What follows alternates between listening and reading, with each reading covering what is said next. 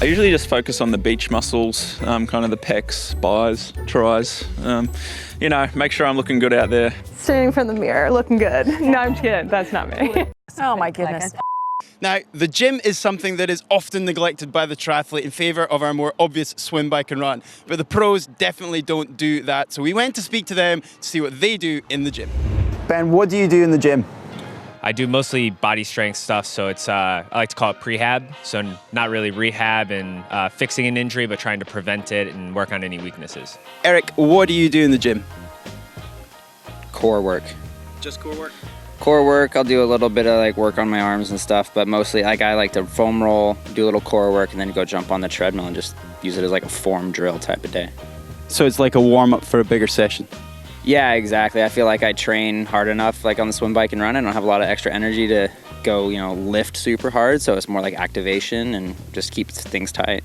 The gym, I do mostly core and stability exercises. I don't do a lot of heavy lifting, but a lot of injury prevention stuff from my physio and using bands and really light weights. Generally, mainly glute activation stuff. I think it's a pretty big weakness of a lot of triathletes to be really quad dominant. So I like to focus on that posterior chain, glutes, hammies, calves, all that kind of stuff. So I do go to the gym, and I would say my least favorite sessions of the week are gym work, but I do them. I actually found that they've been really helpful as I've entered my 30s and needed that, extra boost. So I do mostly squats, lunges, that sort of basics, and then I'll do some plyometrics. But I also spend a lot of time listening to podcasts. Being in the gym. Being in the gym. Just standing in front of the mirror, looking good. No, I'm just kidding. That's not me. So in the gym, I focus on two different types of exercises. One I call prime muscle movers, which is your classic deadlift, squat, heavier weights like 3x5 reps. And then I do what we call boot camp style functional strength, which is multi-plane movement, plyo-based, lighter weights, higher reps, working in all different motions to make your tendons and ligaments nice and strong to cope with the heavier weights you're lifting on the other exercises.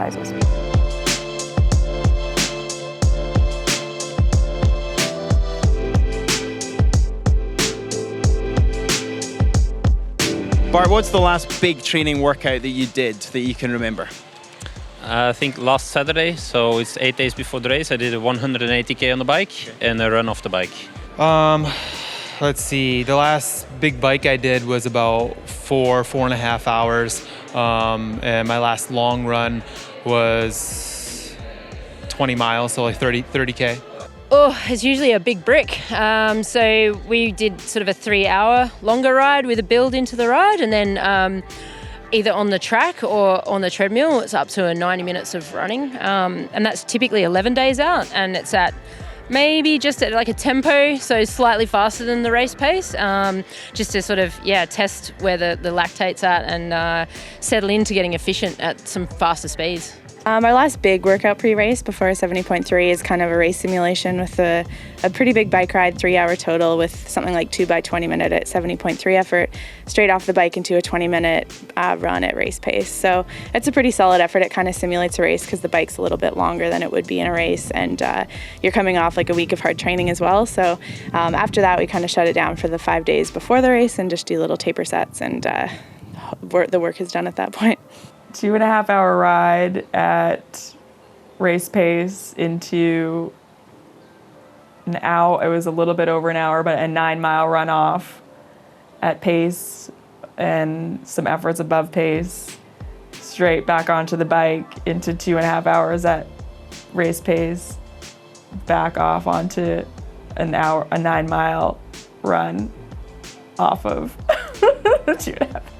This is basically that Ironman length, but bike run. So you said the first half, and I was like, that sounds okay.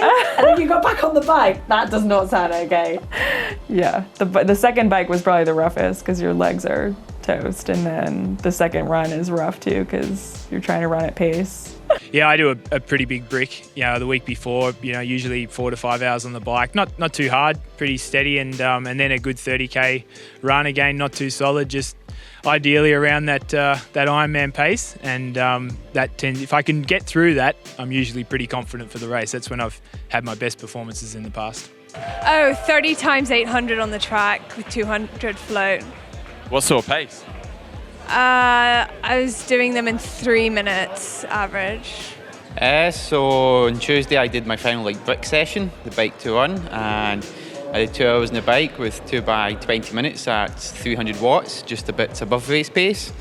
And then I did 2 by 5 kilometers running off it at 3:45 pace, just to sort of stimulate sort of the sensation for Ironman racing. Right, Andy, what is your last really big or crazy workout? The crazy one was actually this morning, was a 1 hour bike ride. That was as crazy as... Yeah. That was as crazy? Yeah, you get older, man. Have we got another one? Another one yesterday, yes. I did 5 hours on the bike and a 1 hour break session. Fast? For me it was fast. If I would tell you now the numbers, you wouldn't say, oh, not really fast, but actually it was 160 kilometers on the bike and 17, 18 kilometers for the run. What is the last big training workout you did? Big training workout? It doesn't have to be, depends how big is big. Well, they become smaller. I rode with Patrick yesterday, and that was quite painful because I wasn't really in shape, and when he's on his bike and everything.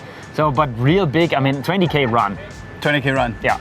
Well, that was really interesting because we find out a little bit about how the pros take care of themselves to prevent injury by using the gym. Hopefully you enjoyed this video, so hit that thumb up like button. Don't forget, click on the globe and get all of our other videos in GTN. And if you want to see a playlist that we've done about other Ask the Pros, you can find that here.